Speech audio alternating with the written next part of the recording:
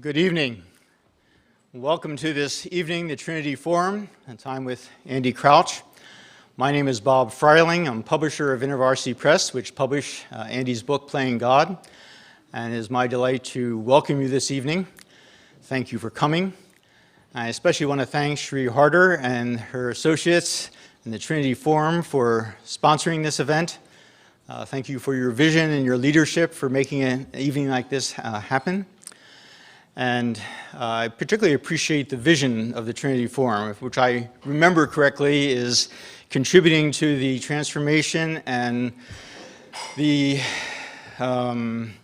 renewal, that's the word, transformation and renewal of society through the transformation and renewal of leaders. And that's a vision that we in InterVarsity strongly not only affirm and support, but also celebrate. Because we see our role, our calling, is to be a thoughtful, leading publisher of thoughtful Christian books. Currently, we publish more than 100 new titles each year in both digital and print format. And we do so with the desire to engage readers with the intersection and the understanding and integration of Christian faith with issues of ethics and philosophy, science, theology, the arts, the marketplace. And we want to do so in ways that will enrich and edify and give wisdom to our institutions and people throughout the country in our societal gatherings. So we really share a lot with you, Sheree, and very much appreciate this opportunity to be in partnership with you. In just a couple of moments, Sheree will be introducing our speaker this evening. But before that happens, I do want to tell you about a conversation I had about a month ago regarding our speaker. I was talking with Tom Lin, who is a brilliant young Asian American leader, and we were talking about this book, Playing God. And Tom said, you know, Bob, Andy's been thinking and working on this issue for decades, because when Tom was a student, an undergraduate student at Harvard University, Andy Crouch was his InterVarsity staff member. And he credits Andy's influence in encouraging him to start the first Asian American fellowship in the country. And Andy, even at that time, Andy was thinking about how do you use power for the benefit and the growth of others. So one of the things that makes his book so compelling is that it's not just a research project of all the issues of power put together in a few chapters, but rather it's a result of a life of wrestling with these issues and in living them out in his circles of influence. I've known Andy for many years, and so it is both a personal and professional privilege to be his publisher, and I'm so glad that you have an opportunity to hear him this evening. So thank you again for coming.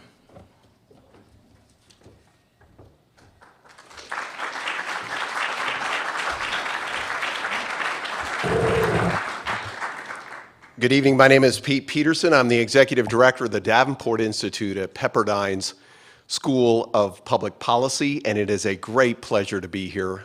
This is the second of a four-part series that we are co-sponsoring with the Trinity Forum entitled The Moral Sense in Politics and Policy. And in that sense, it's named for one of the founders for Pepperdine School of Public Policy, James Q. Wilson. But I would wonder if many of you in this audience wonder what a school in Malibu could really care about some of these very serious issues of faith and politics and policy. Let me just get this on the table first and make note. As I landed this afternoon, I see that the top three stories in this city are people going to work, a black and white fuzzy bear, and what you're going to name your football team. So I would say that actually between Malibu and Washington, D.C., we care about the same types of serious issues as you do. And let me just say for the record, as a major American city that doesn't have a football team, if you don't want the Redskins, we will take them. This is a very serious policy book that Andy has written. I didn't understand that when I first picked it up. But you know, sometimes it's not so important about what you're reading in a book as when you're reading it. And I flew in this afternoon from San Francisco, where for the last 2 days I've been at conference called the Code for America Summit, which is looking at the intersection between technology and government. And I can only say, after looking at a series of case studies from throughout the United States, the relationship between government and citizens is fundamentally changing. Technology is part of that, but also, in many ways, the ongoing fiscal crisis. What you see in stories like Detroit, but I have to say in California, as we are the state that's had 4 bankrupted municipalities in the past couple years, there is some very serious wrestling going on in the public policy world around what is the right relationship between citizens and their governing institutions. I wanted to make a quick mention because as I picked up Andy's book, I'm also reading this book, which is kind of faddish now in policy circles, called The Solution Revolution, written by a couple government consultants from Deloitte. And this is one of the ways in which they frame the importance of this book. The defining feature of Western-style government, its success in catering to a wide variety of citizen needs, has become its greatest liability. Governments are going broke while contorting themselves into ever stranger positions to satisfy often contradictory constituent demands. So you have this real contorting going on, and a lot of questioning going on in policy circles around what is the right role for citizens and what is the right role for government. And as I picked up Andy's book, I realized these are not policy questions. These are not mathematical or statistical questions as much as they are questions of identity and the importance of institutions and what are our appropriate roles as either government leaders or citizens. And as I was reading through Andy's book, it just became so evident to me that really what you're dealing with here, Andy, are some of the undergirding questions that, at least in the world in which I work, we haven't yet begun to wrestle with. And so we're very excited as a policy school that uniquely is trying to deal with and think through not just how A plus B might equal C, or what government should do in a certain situation, but what is the role of government? What is the role of our governing institutions? And what is the appropriate role of citizens in a democratic republic? So it is a great pleasure to be here, and I want to welcome up Sherry to introduce the speaker for this evening. Thank you.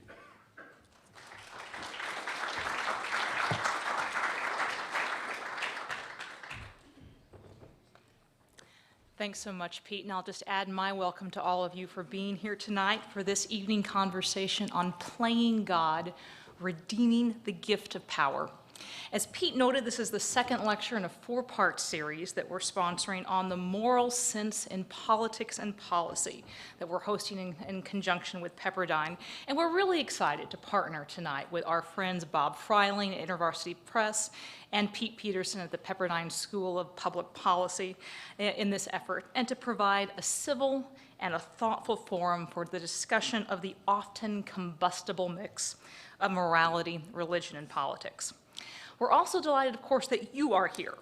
We anticipate really a fascinating discussion between Andy Crouch and Mike Gerson, and since there's rarely enough time to get to all the questions that will probably be asked, we wanted to let you know that we're going to be live blogging this event as well on the Trinity Forum Facebook page and on Twitter. And so all of you here who perhaps you don't get your question asked, you're more than welcome to contribute to the conversation either by following us on Facebook or either at #TrinityForum or #PlayingGod.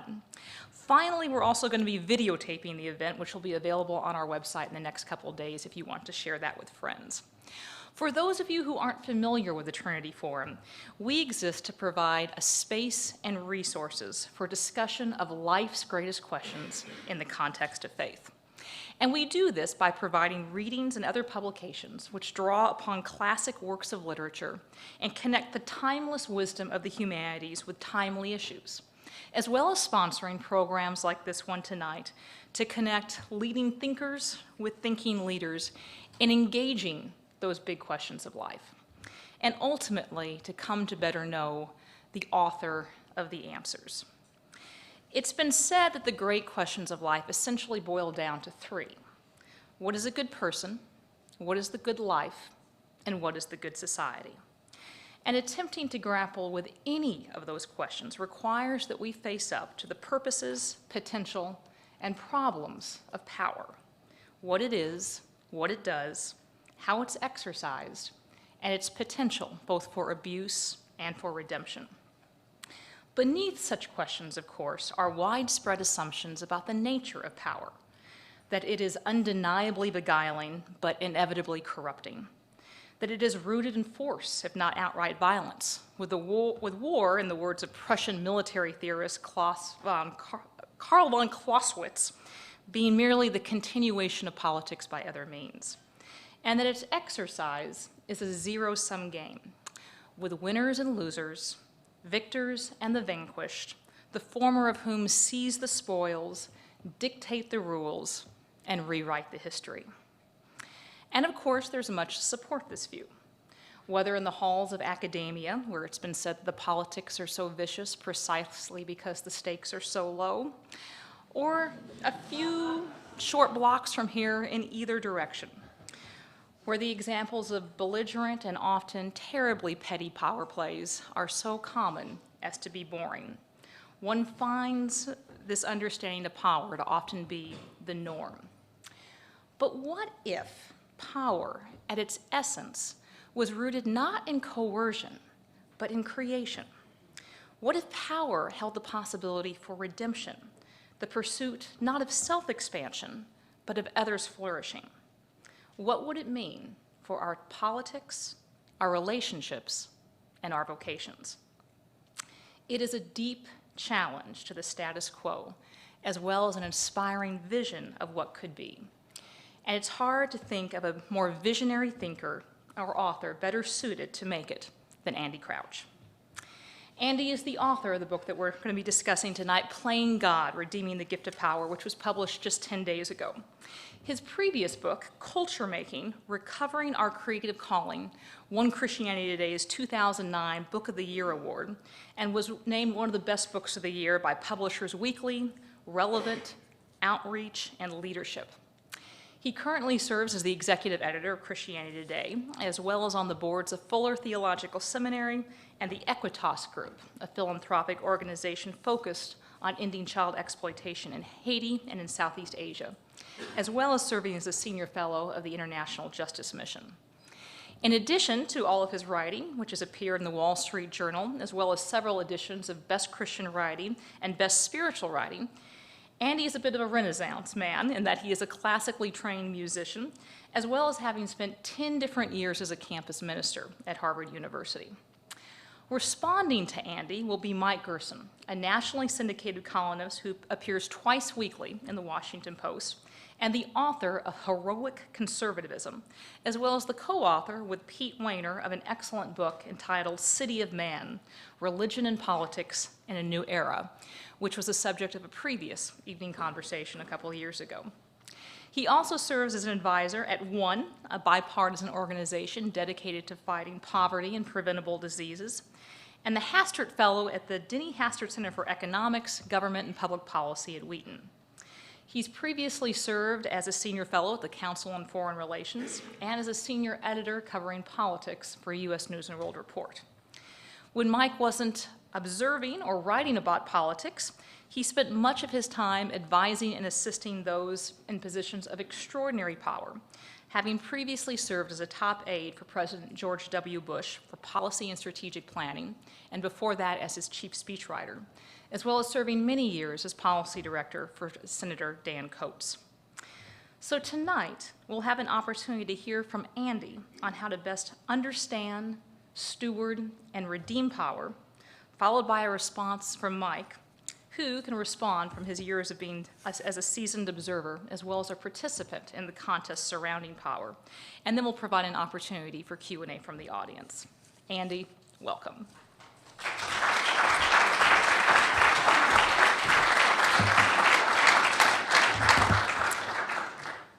Well, thank you, Sheree, for that very kind introduction and for all that you've done to host these kinds of conversations.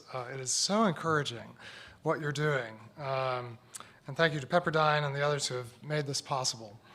And to my publisher, who waited a long time for this book.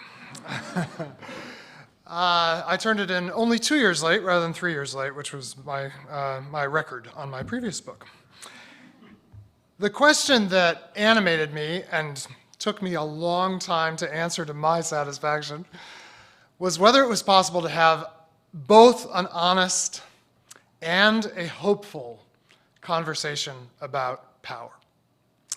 I found that many places I went, it was difficult even just to have an honest conversation about power, partly because those who had power often seemed very reluctant to admit that they had any to be honest about.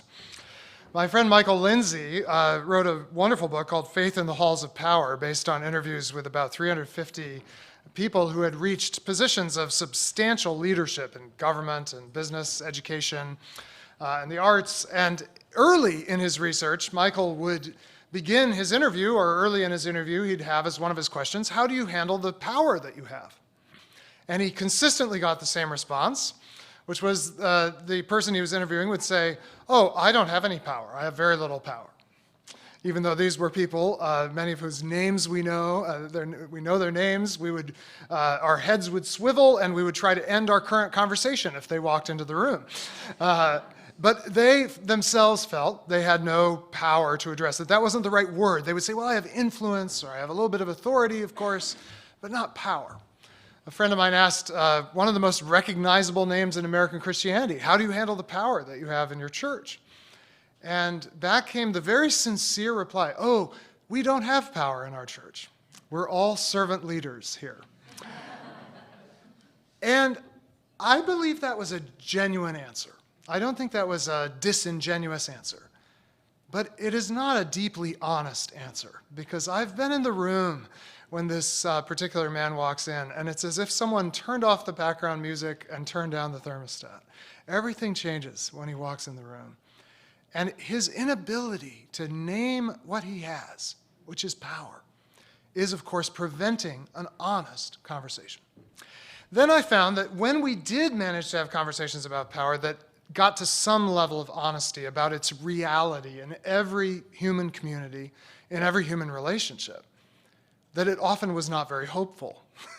By far the most common thing I've heard when people hear that I'm working on a book about power, you can probably guess what it is. People quote to me from Lord Acton. And they say, ah, yes, you're writing about power. Well, power corrupts, and absolute power corrupts absolutely. Acton actually wrote, absolute power tends to corrupt absolutely. And everyone knows this about power, but this is, of course, a very disappointing and depressing thing to think about power. That the more you have of it, the more you tend to be corrupted. And if you happen to have absolute power, you are really in trouble. In spite of the fact that all of us can falsify the sort of simplistic version of Lord Acton's dictum, because all of us were once in a relationship where someone, or perhaps two people, had something very close to absolute power over us, because all of us were once a baby. All of us were once truly, utterly helpless in the hands, literally, of a parent, or perhaps a set of parents, a pair of parents, who had something very close to absolute power over our lives.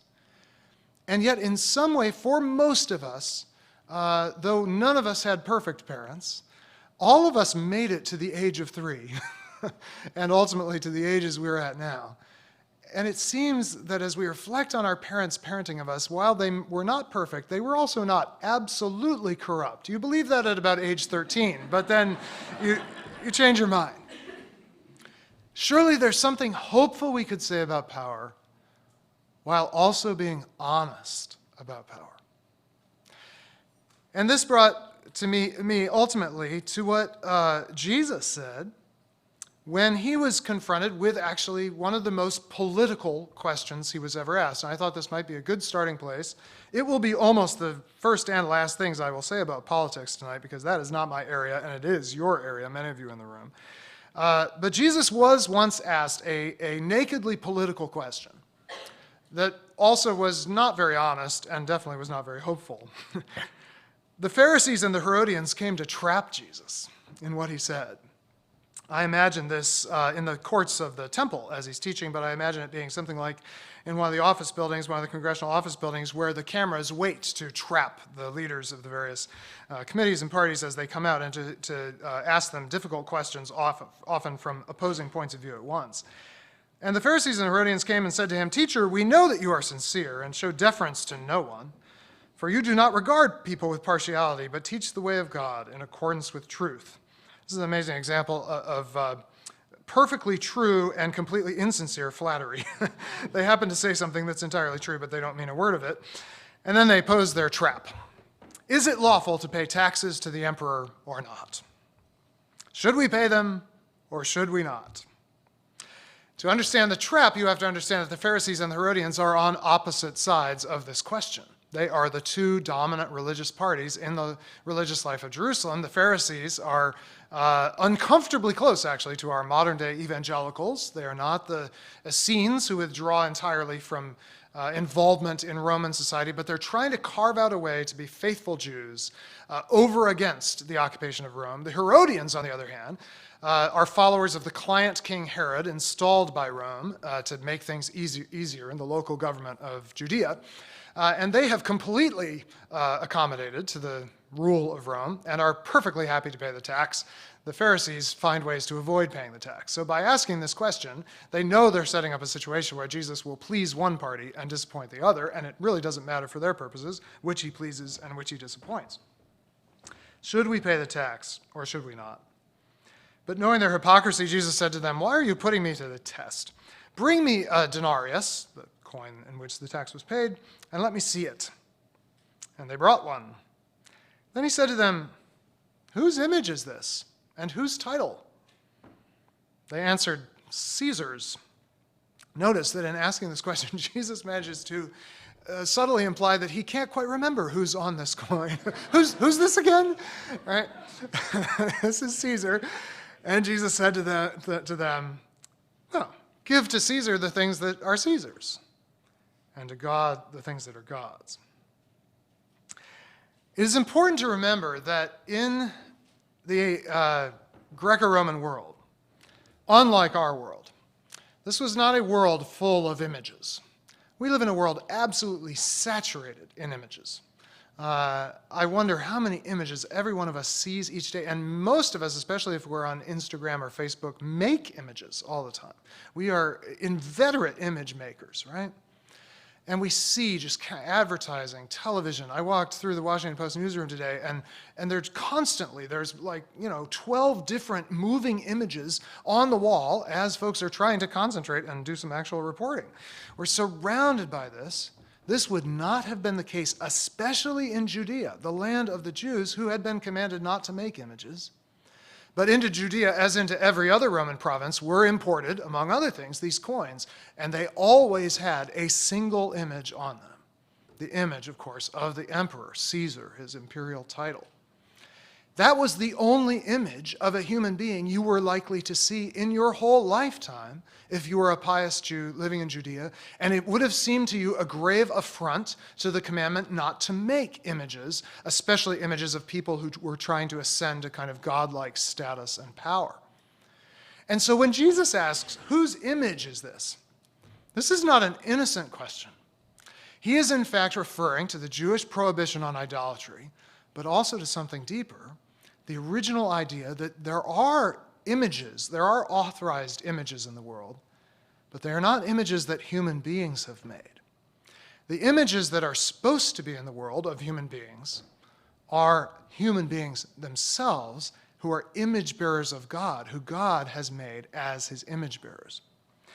And so while a lot of attention has been paid to the first half of what Jesus says, and people have tried to derive an awful lot of political theory on this from this very slender reed of a little saying, "Give back to Caesar what is Caesar's," what I think is more interesting is the second thing he says. Give back to God what is God's. Where is the image of God in this room, in this encounter, in this potential trap? The real question is not what are you doing with whatever Caesar has put his image on, but what are you doing with the ones on whom God has put God's image? Who are they being rendered to? And of course, the reader of Mark, who gives us this story, will perceive with Mark the great irony, which is from Mark's point of view and the view of the early Christian community, here, standing before the Pharisees and the Herodians, is the true image of God, the one who truly, fully bears the image of God. And what will these very Pharisees and Herodians do in a matter of days after this encounter? They will render the image of God to Caesar, hand him over to Caesar's representatives. So they will hand over the one who is supposed to be given to God, will be given to the power of empire, for the power of empire to do their worst. It is so interesting to me that when Jesus is confronted with the most nakedly political and kind of a power play question, he brings up the question, whose image are we talking about? In doing so, Jesus takes us back to, I think, the place where a hopeful, honest conversation about power begins. And it is the very beginning, the book of Genesis, the book of beginnings, in which we first find this idea, although it comes up at other places in the Hebrew Scriptures as well, that God's culminating intention for creation is that it be full of his image. Genesis, of course, narrates this series of days of creation where each day the world or the cosmos that God is creating becomes more complex, filled with more and more diversity, more and more abundance, beginning with very simple binary divisions of light and dark, sky and earth, sea and land, but then filling those divisions with stars and with things that fly in the heavens, things that swim in the seas, creatures that creep on the land.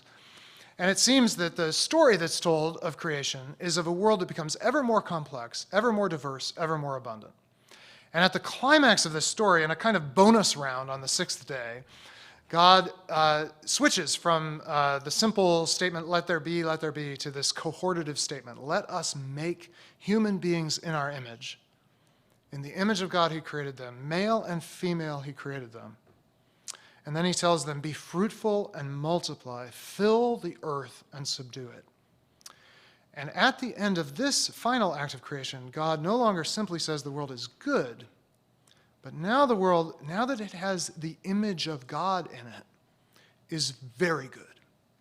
And I don't have time to unpack all of what that might mean, but it seems to me fundamentally that human beings, who are, after all, the most complex creatures in God's universe, we still have not discovered a structure more complex than the human brain, specifically, have this incredible ability to take the creation in which God has planted the seeds of abundance and elicit that abundance through their patient skill, tending, caring, tilling, cultivating, that indeed the work of culture, all human activity in the world, is going to be to discover how much abundance is coiled in the world, how much of it is waiting to be unleashed, because God wants a fruitful, abundant world, and fruitfulness and abundance do not actually happen without intentionality, without attention and intention of the sort that only an intelligent being can provide.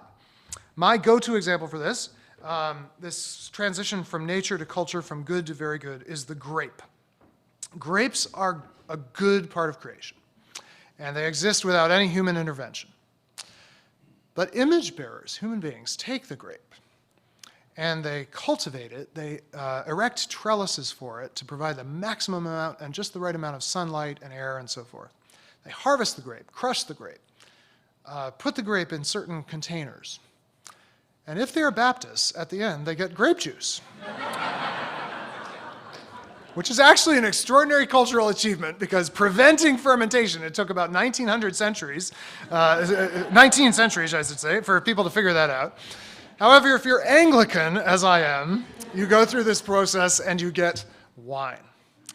And I think we could fairly say, even biblically say, the grape is good, but wine is very good.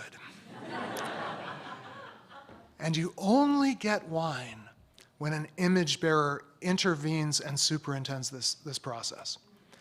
If grape juice spilled on the ground or just left somewhere will ferment, but that ends up basically being vinegar.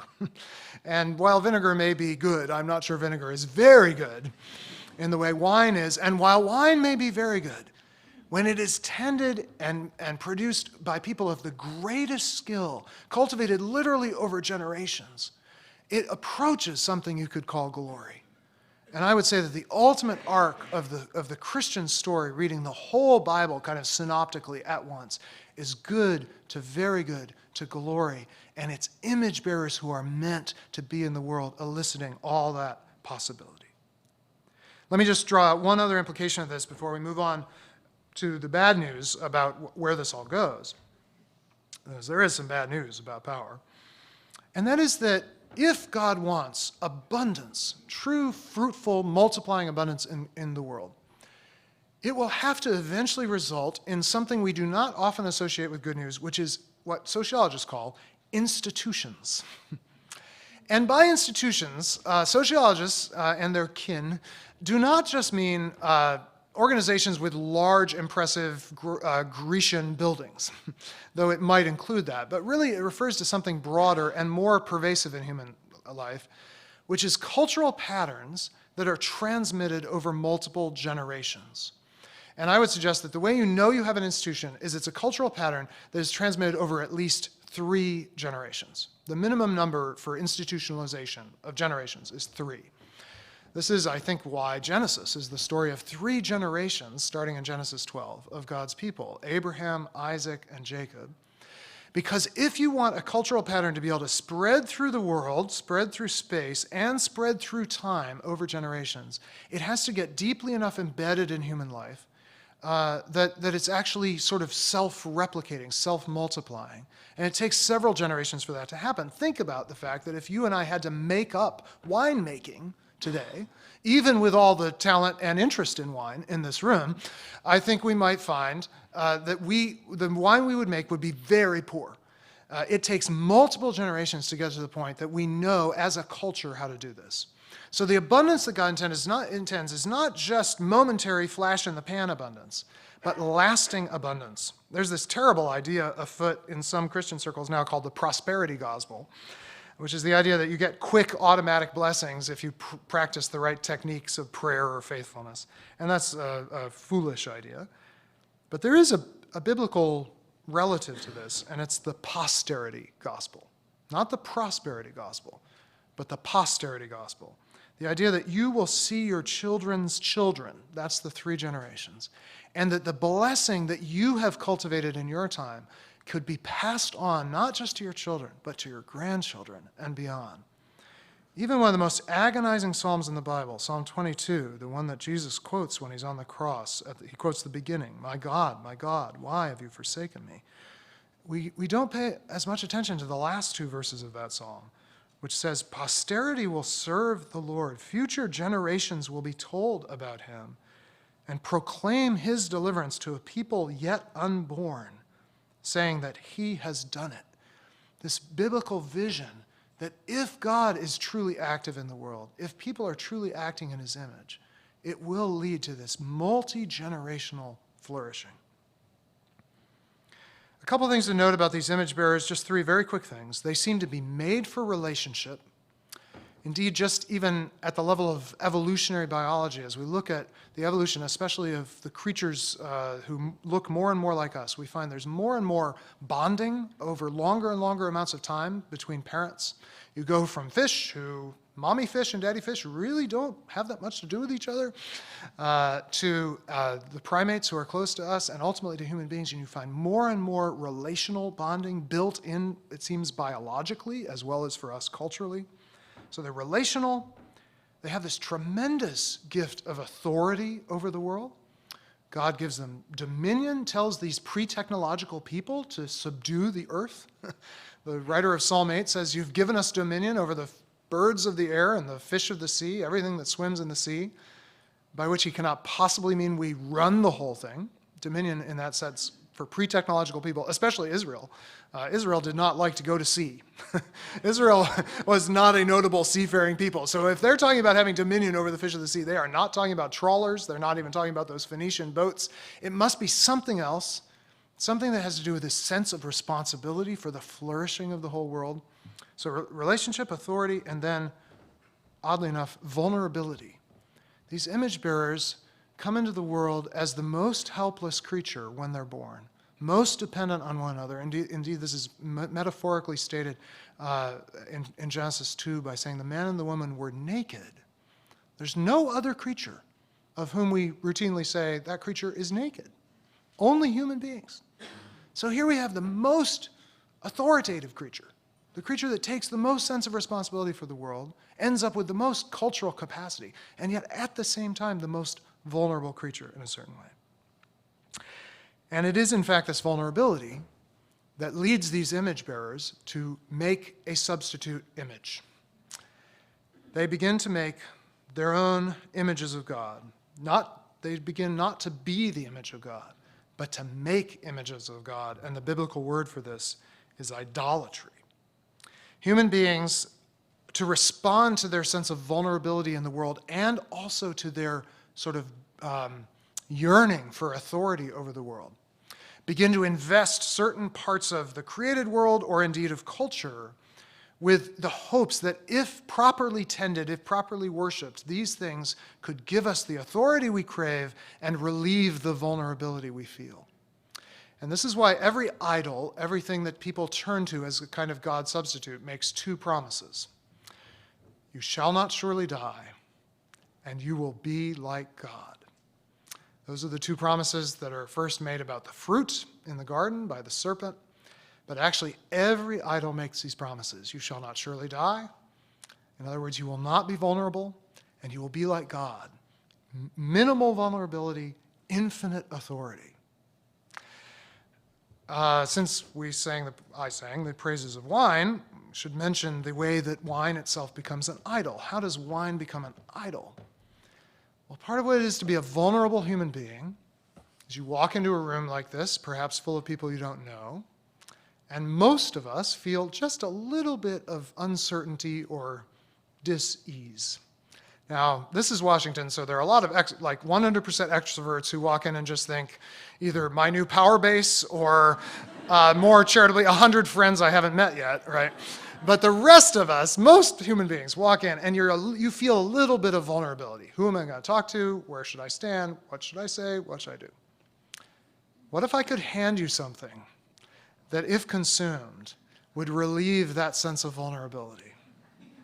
And at the same time would confer a greater and greater sense of authority. Indeed, God-likeness, right? You would become funnier. Other people would become better looking. Your dancing would get better, right? And as you kept consuming this, that all too human sense of vulnerability would just ebb away. You'd forget that. And you'd begin to feel like a god. And if you use a very well-timed clink there, and if you use alcohol in this way, not as the very good piece of culture that it indeed is, but as a way to manage your vulnerability and escalate your sense of authority, you are on the road to our modern word for idolatry, which is addiction. And the interesting thing about all idols, including all addictions, is they work. At first. Initially, the idol delivers exactly what it promises. You really do feel more socially confident, more capable. The only problem with idols is they stop working over time. Their effect wears off or requires an ever greater dose to achieve the same effect.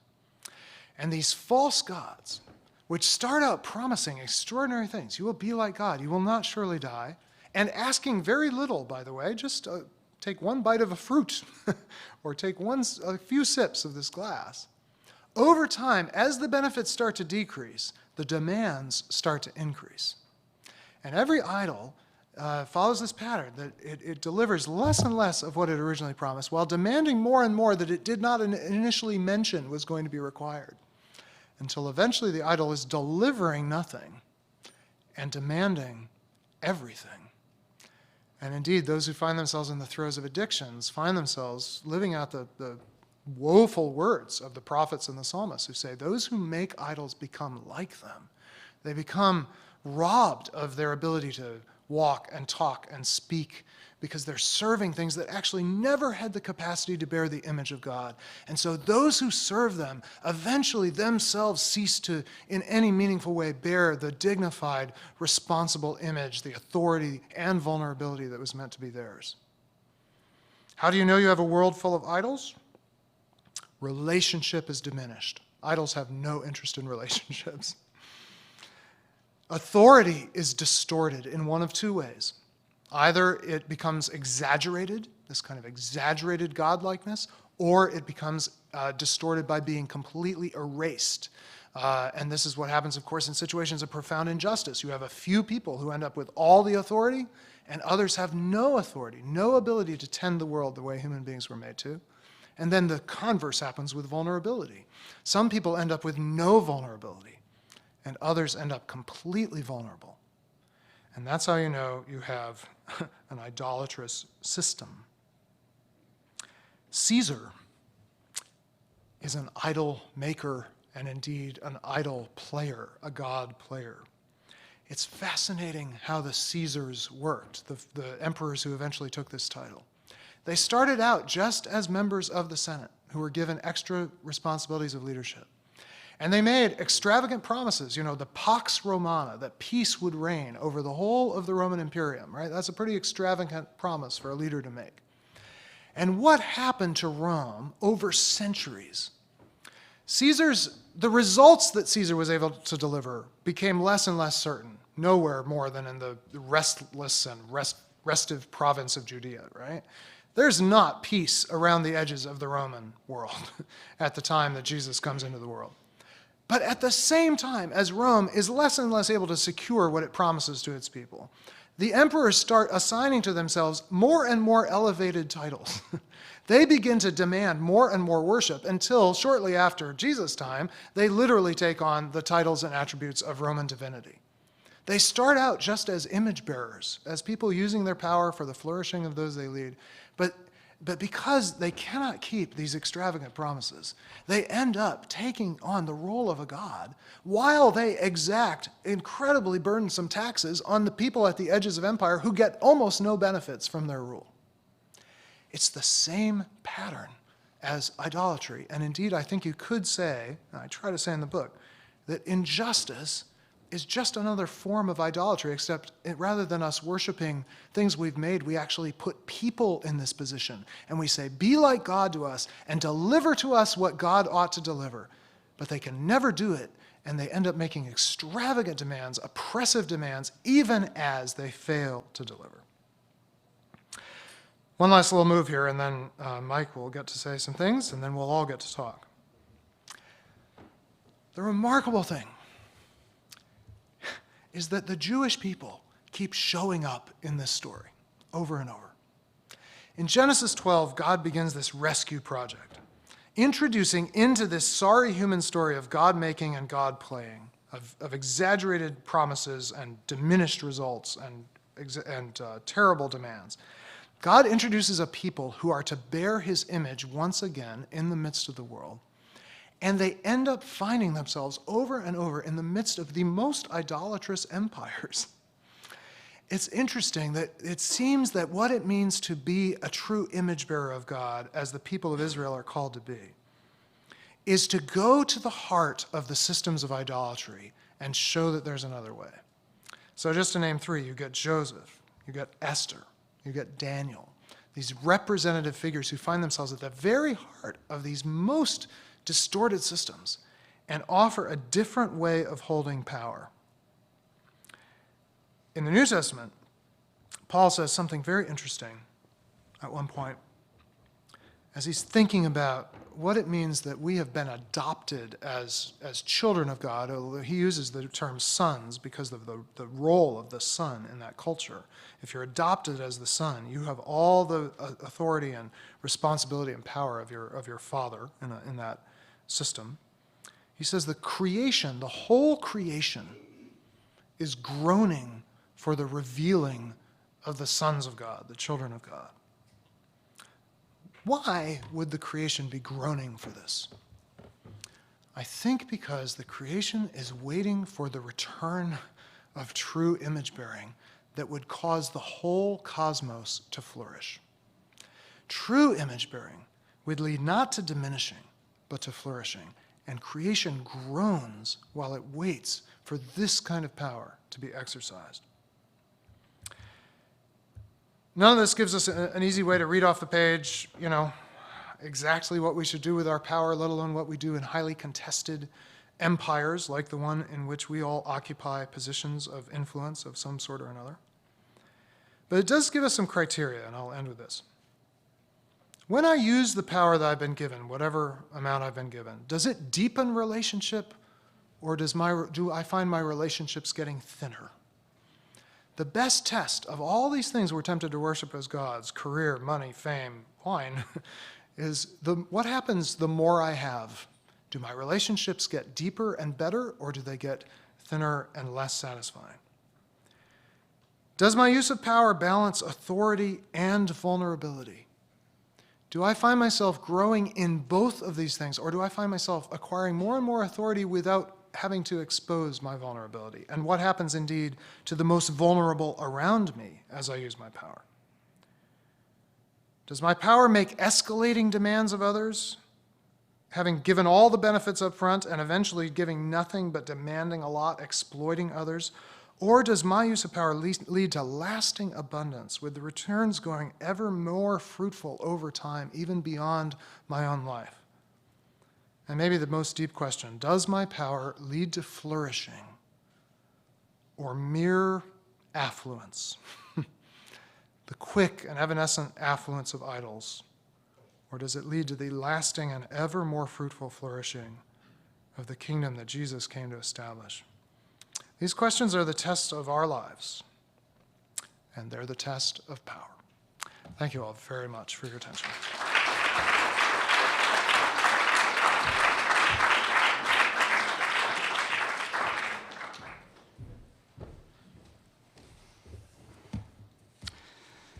Thank you so much. It's an honor to be with you. It's an honor to be with Trinity once again.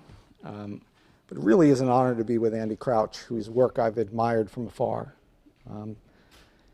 Tonight, our topic is power. And of all the forms of power, one of the cruelest and most ruthless and most arbitrary is that of the book reviewer.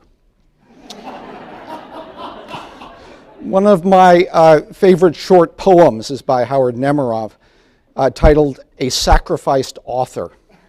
The whole thing consists of 2 lines. Father, he cried after the critics chewing, forgive them, for they know not what I'm doing.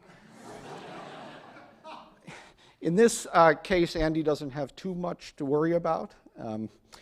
As soon as you start reading this book, Playing God, you are hearing a wise, balanced, sophisticated, distinctive voice. Every author is a guide to some unfamiliar country, and this one is a particularly reliable and sure-footed guide. Andy's theme is rather simple.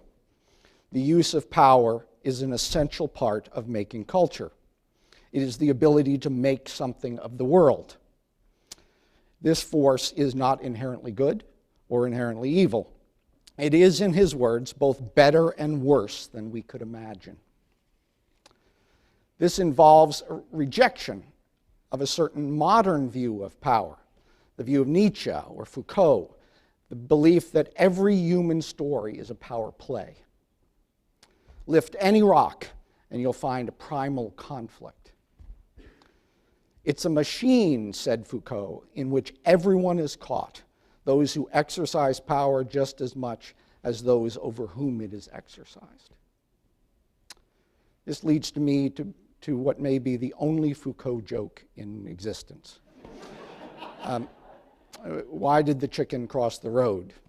The discursive practices of the farm, which led to the development of chicken wire, the fenced barnyard, and the institution of the chicken coop, also constructed the authority which both invented the idea of the chicken and exerted power upon that chicken to compel it to cross the road. Andy's account of power is considerably more complex, rewarding, and challenging. He proposes a moral measure of power. Power is for flourishing, as he's argued. The proper exercise of power is not a zero-sum game. It multiplies when shared, like the loaves and fishes. It is oriented towards the common good in the parlance of political philosophy. The alternative is power that makes other people powerless. The power of the tyrant or the unscrupulous moneylender, as he talks about in the book, is a power that produces victims. And he wisely makes the point that this second view of power can be held by those who are engaged in good causes. In fact, it is particularly seductive in a good cause, but it has a way of undermining good intentions. William Blake wrote, "The hand of vengeance found the bed to which the purple tyrant fled. The iron hand crushed the tyrant's head and became a tyrant in his stead." And he goes on to argue that injustice and idolatry are closely related. Idolatry is the perversion of the creative task, promising a shortcut to greatness through addiction, exploitation, and violence. And politics can be the most dangerous of idols, turning crimes into systems. Playing God is not easy to locate on the political spectrum, which is just as it should be. It is clearly taking its cues from a tradition of Christian reflection on politics that is different from modern liberalism, conservatism, or libertarianism. It is deeply committed to social justice and critical of accumulated privilege. It is suspect of coercion and prefers arrangements based on mutual agreement and mutual benefit. But it also provides a comprehensive, positively Burkean defense of the role of institutions in human flourishing. They assume, in his description, unequal power. They require wise trustees. They shape our roles in life. All of this strikes me as one of the most creative evangelical arguments I've read for the traditional Reformed and Catholic principles of social solidarity and subsidiarity. A belief that the common good, defined by human flourishing, is undergirded by healthy social institutions. This is not a book about current events, which would diminish it, but where it does have observations on current events, they strike me as sound.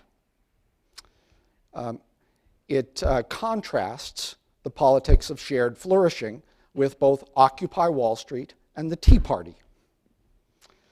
Both tend towards zero-sum politics. They're motivated by grievance. They tend to be anti-institutional. They call on their followers to conquer in the name of truth. Reading Playing God will not turn you into either a Democrat or Republican, but it is likely to make you more suspicious of ideology, which us rhinos think all is all to the good. Just a few more thoughts. Provoked by a very rich book.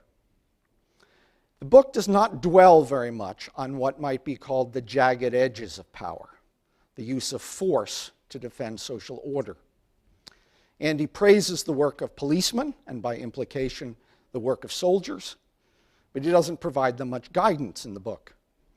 He brackets the Augustinian Anabaptist debate, which many Christians can't bracket in their own roles and institutions. I've sat in the Situation Room and seen people make conflicted, uncertain, high-stakes choices in limited time periods.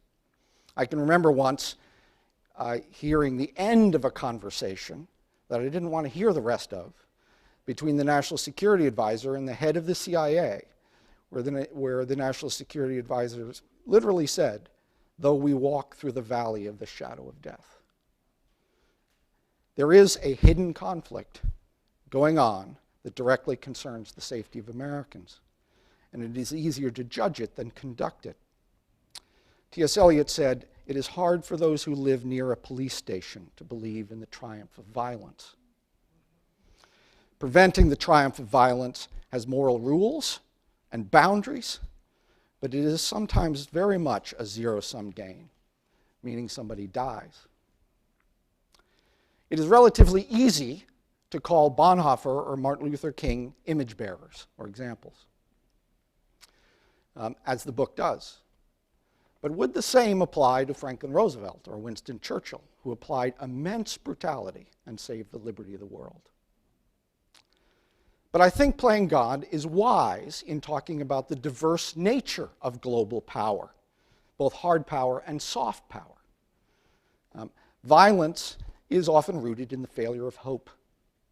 And we have a variety of non-lethal weapons against despair in our world. I've seen good examples of power as flourishing, hopeful examples that changed my view of power in fundamental ways. I sat in the Oval Office and watched the President of the United States make the decision to pursue the President's emergency plan for AIDS relief, which has brought helped bring AIDS drugs to millions of people around the world. It was possible in the formula that Andy develops because of a creative technological artifact, the development of miraculous drugs. It depended on the creation of vast institutions to maintain networks of distribution. It involved a type of coercion, the use of tax dollars, which was required by the scale of the need. It was passed through the achievement of political consensus, not through predictable ideological conflict. And it has produced immense mutual benefit, exercising power by bringing people back from the edge of death. The greatest miracles I have ever seen in my own life. So take that, Friedrich Nietzsche. Such uses of power are not common, but they are possible. And Christians should be their greatest advocates. But this is not ultimately a book of political philosophy. The philosophers seek to balance power against power to limit its dangers. That's the task of James Mattis. Andy proposes to tame and direct power with character and the spiritual disciplines. And that is deeply and personally challenging to those of us in Washington and anyone who reads this book. I read his proposal, for example, for a sabbatical year when I haven't cleared a Sunday of work in months, and will be on Face the Nation this Sunday morning. Andy concludes that any proper understanding of power requires an understanding of the creative, life-giving power of God himself, a power even stronger than death. So let me conclude with a quote from the book. Our power will come to its end, one way or another, in protest or praise of the only true power that created, redeemed, and sustained the world. It is faith, hope, and love that abide, not sex, money, and power. All three of these fleeting gifts only exist to draw us towards these lasting realities. All the disciplines that guide and guard our use of power, all our practices of worship, are ways of dying to ourselves and letting another live in us, so that the power at work in us is the power of creation and new creation, not the devil's petty power of coercion and death. That is the power of great words and profound ideas, and it's the reason you should read Playing God. Thank you.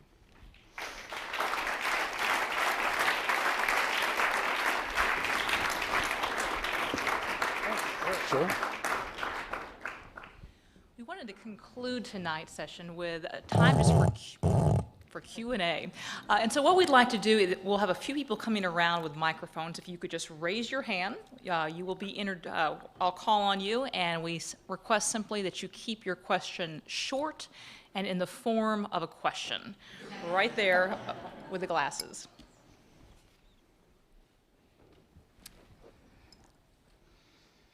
Hi. Hello. Hi. Thank you very much. My name's actually Caroline Crouch. I don't think we're related. I'm not sure related to the North Carolina Crouches, so. but yeah.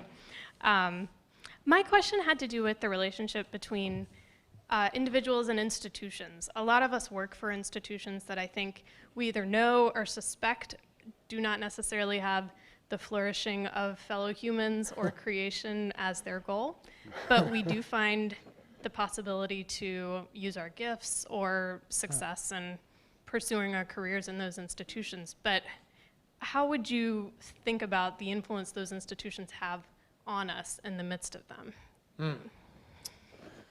That's a wonderful question, and I think those two parts are very important. What do you do when it feels like the institution does not ultimately have flourishing as its goal, or that doesn't seem to be the primary thing that it's about anymore?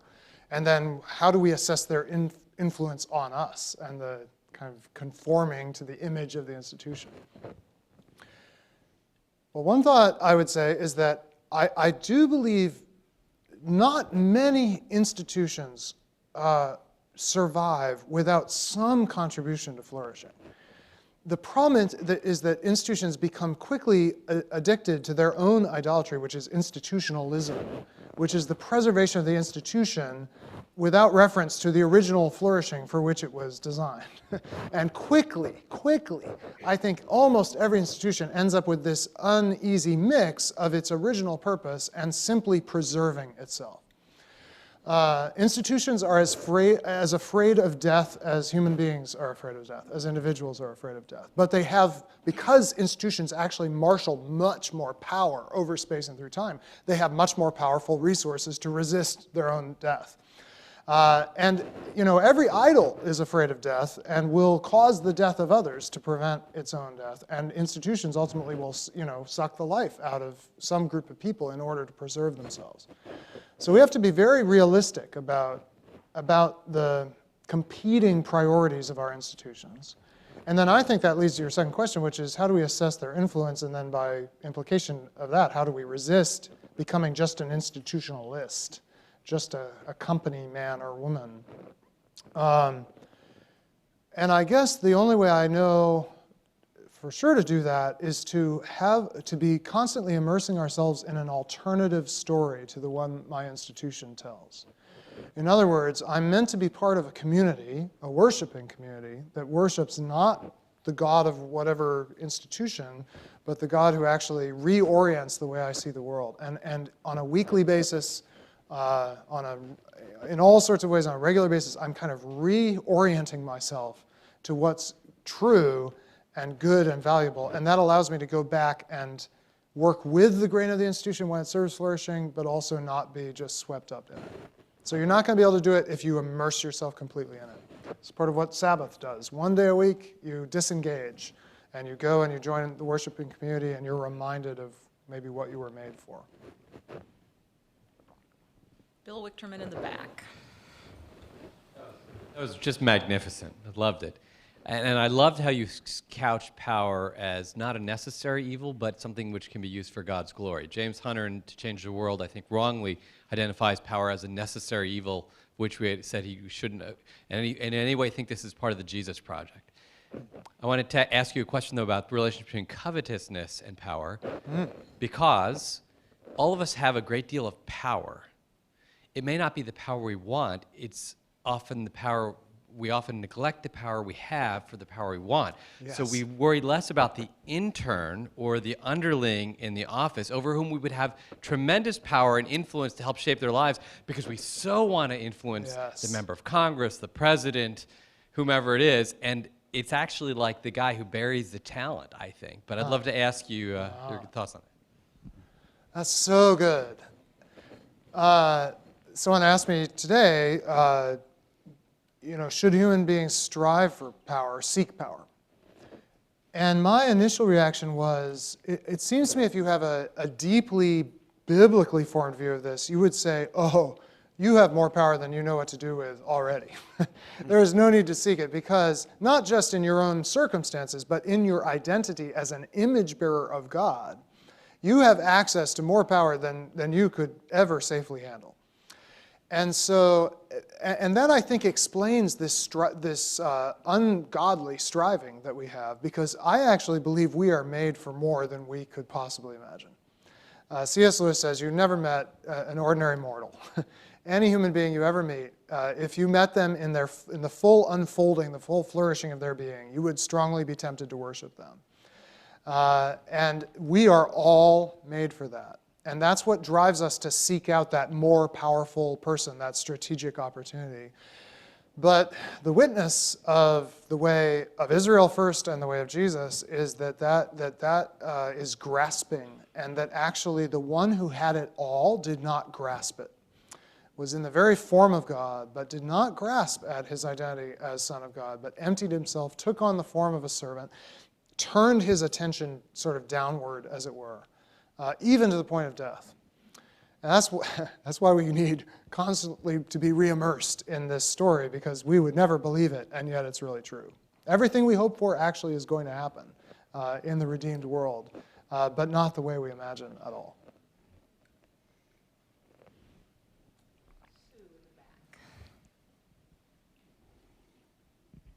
I'm Sue Vernalis. I work for Christian Embassy on Capitol Hill, and I'm sort of struggling with the idea that you keep saying, Andy, no one thinks they have power in this town, but you know this town, and I look around this room and I see people who are heads of various institutions. But I work with the young folks on Capitol Hill, the 20s and 30-somethings, and my question is similar to Bill's. They are young, they don't have titles, they don't make money, but they have an awful lot of influence and responsibility. And my job then is to help them sort of walk with Jesus while they mature in their careers and mature in their faith and take on, sort of big responsibilities without getting big heads. So sort of, this is your chance to talk to Washington about power. What would you say to sort of keep us all grounded as we, excel in our careers? And Mike, you might want to add to this, because you've been through that story too. But I'll give you a second to get ready.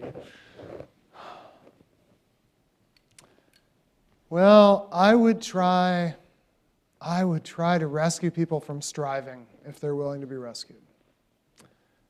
At Harvard, Robert Coles is a psychiatrist at Harvard who wrote these wonderful books. First, Children of, I can't remember what, Children of Crisis. And then he wrote a book called Children of Privilege as a kind of a counterpart to that. And in my years there, I came to feel there were three kinds of children at Harvard, and they were the legacies, the people who just serenely assumed they were meant to be there. Talk about an institutional power and privilege. But then the larger group by far at Harvard these days are the strivers. And these are the ones that I would see on a beautiful afternoon as the sun was setting down Massachusetts Avenue, scurrying from the Science Center to the yard with their backpacks always on both shoulders for maximum efficiency. And I once remember watching this glorious sunset happening just down Mass Ave. I mean, clouds, pink, blue, every color, and watching this stream of students scurrying, heads down from the Science Center to the yard, and thinking, this is a community of strivers. And then there was this very small third group, who I came to call the children of grace. And they were there with this amazing sense of delight and surprise and openness.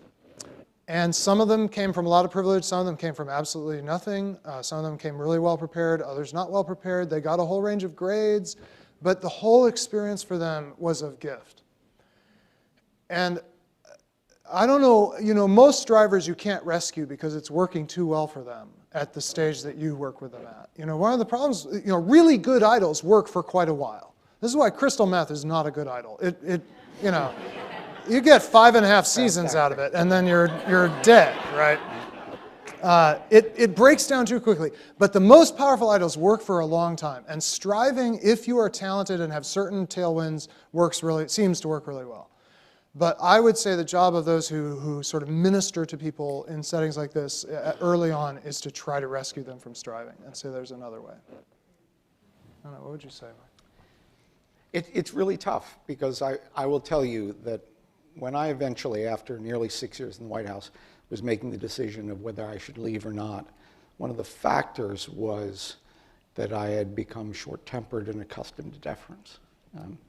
And that is very common in public life. And it's something you struggle with because you're involved in high stakes, and the jobs are hard. And I'm sure that's true in Wall Street and a lot of other places. And it becomes very outcome-oriented, but not oriented towards relationships. And in the way that you were talking, it's the reason that it's a good principle, a good guide in all that. I'll tell you one story, just a White House-related story that impressed me about ultimate power. But when we first came to the White House, a lot of things are getting adjusted, and with our first State of the Union address, which is actually a budget address to Congress, the president would do teleprompter practice. And in the east room of in the east wing of the White House, in the Family Theater. And it was people called WACA, they were military people that ran the teleprompters. And the guy had obviously not done it before. And it was messed up significantly.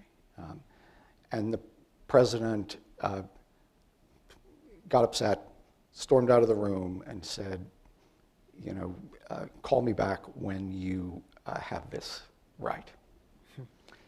And it took about a minute and a half before he came back into the room and said, I want to apologize to you because that is not the way the President of the United States should act.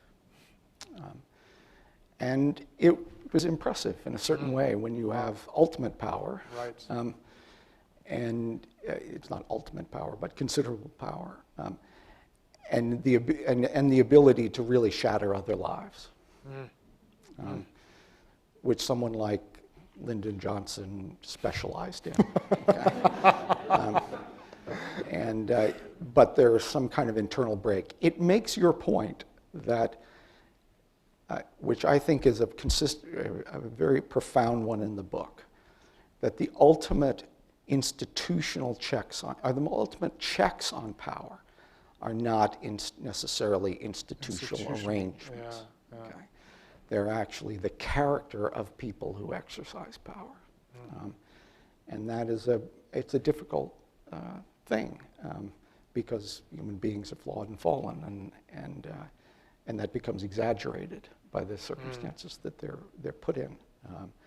But it's one of the emphases that I very much like in the book, that you're not essentially saying, we're going to balance power in this structure or scheme. That in fact, power is tamed by the people who exercise it and the values they hold. Take two more questions. First, Bob, and then we'll finish up right here in the front. Bob Barney with Cities Project. My name is Bob Varney, and I'm with the Cities Project. It's a focus project of Campus Crusade with cities. And as we look at our culture, and we look at the challenges that we face in our culture, and then of course we look at other cultures in the world, and the institutions that sort of allow that culture to continue. I'm looking for thoughts and suggestions on fulfilling the desire to adjust some of those institutions so they work toward human flourishing. Do you have any suggestions? Well, I suppose the first thing that comes to mind is I actually think we have a tremendous crisis of even willingness to participate or be devoted in the right sense of the word to institutions. Now, Shri and I were talking about this earlier, and she said, this will not be a terribly anti-institutional crowd because they're in Washington. And, so many folks here have embraced this, but beyond. And of course, you also all are in the thrall of the idolatry, perhaps. But out more broadly in American life, I'm just amazed at how much cynicism there is about institutions. And there's a particular group that is especially responsible for this, and it's my generational cohort, so-called Generation X, who I think responded to the incredible zeal of the baby boomers to overthrow and reinvent institutions. The baby boomers they did not like their parents' institutions, but they really wanted to take them over and make them better and create some new ones. My generation, my cohort, I think came of age with all this zeal right before us and just said, we are not getting involved in that. And we are so resistant to taking on positions of institutional leadership, identifying with institutions. I think actually this is one of the most dangerous things because first of all, these institutions in fact are probably not going away. They will be led for better or for worse. But some of them could fail in pretty amazing ways. I mean, institutions fail, and it's really hard to reconstitute them when they fail. In the book, I talk about a totally different kind of thing, which is how the family in China has been undone by the one-child policy. And the deepest institution in any culture is family. Within a couple generations, you can completely lose all the structures that made it possible for people to flourish within families. And so, I don't know, this is not an adequate answer, but I think just giving people an honest and realistic account of how important institutions are for flourishing would be the first step. And then let's hope that then the generations that are coming along actually invest in the renewal of these institutions. I would add in the context of government, I guess, I'll put this pretty bluntly, cynicism about government is the luxury of privileged people. Wow. Okay. Wow. If you live... Somebody should be tweeting this. Right, but if you live in a neighborhood that's run by gangs, or your children go to schools that routinely fail them, or you live in a foreign land without malaria drugs, and your children are dying, you understand how power is important. Yes. And generally people who have no need of the protections that come from the proper use of power that dismiss its role. Wow. And so I think we need to understand that element here is that these institutions, as you were arguing, exist whether we participate in them or not. They play roles in the created order whether we care whether they exist or not. And the reality here is if Christians in particular have done politics poorly, the alternative to that is not to not do politics, it's to do politics better. And because it's actually important. At any given moment, great issues of justice and social order are at stake. And I think that cynicism is deeply irresponsible. Last question of the evening, right up here on the corner.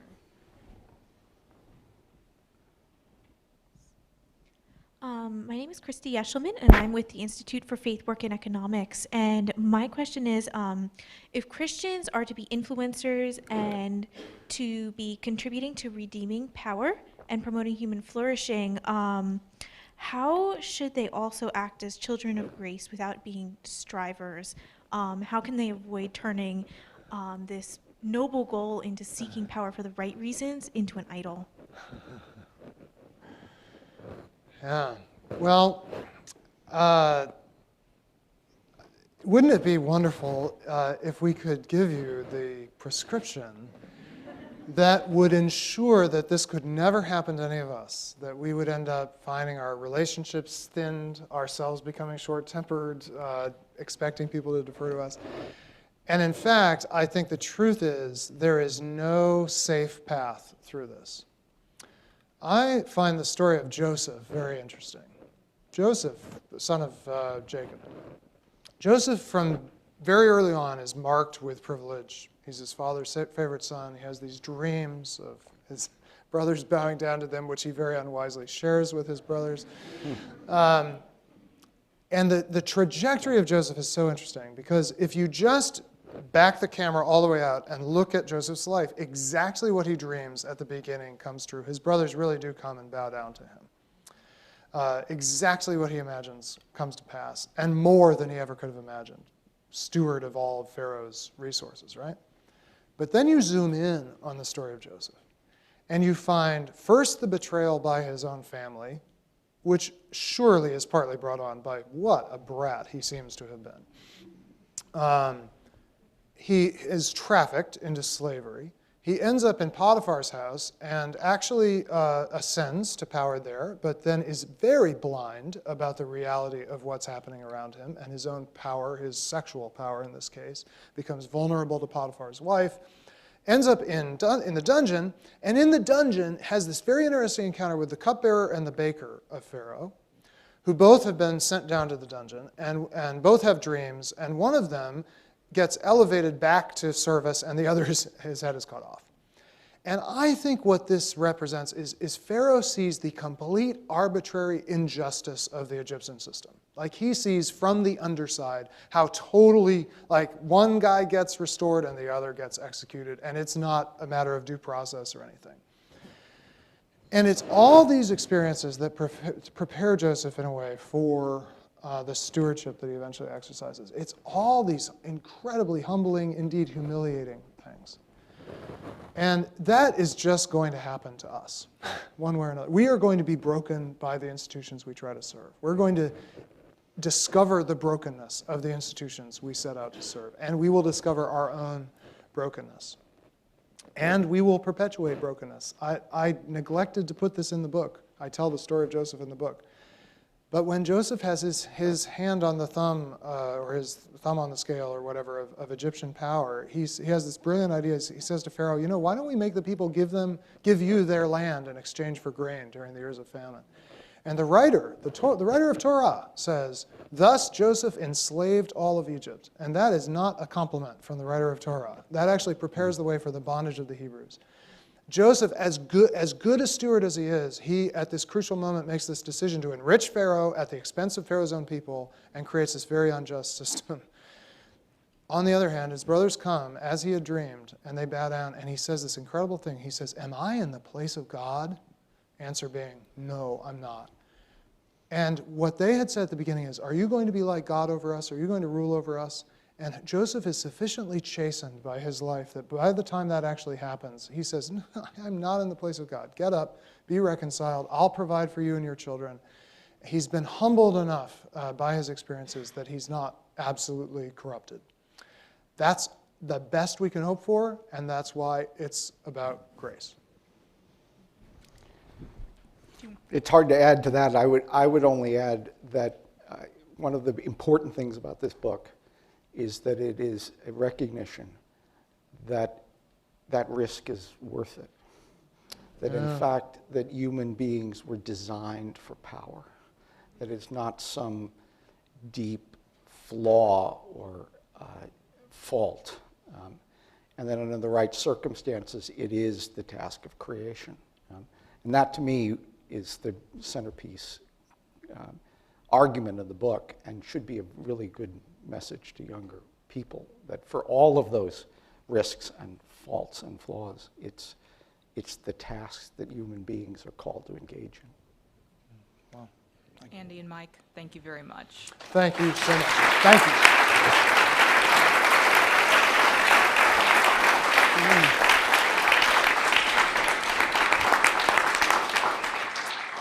Andy will be available just outside these doors to sign his book. His book is available for purchase tonight.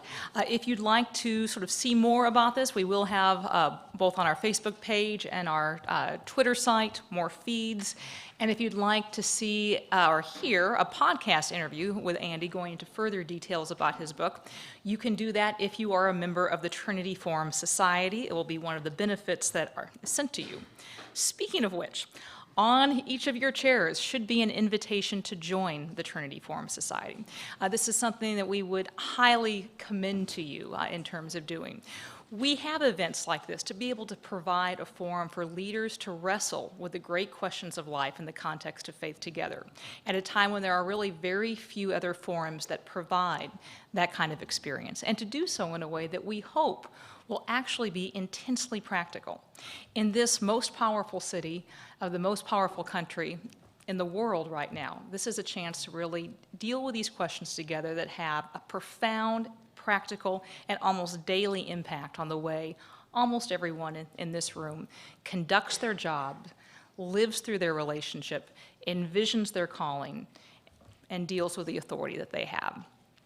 For those of you who are interested in joining the Trinity Forum Society, one of the benefits are our quarterly readings that explore topics like this and are also available for sale out there. If you have any questions about that, feel free to talk to me or any members of the Trinity Forum.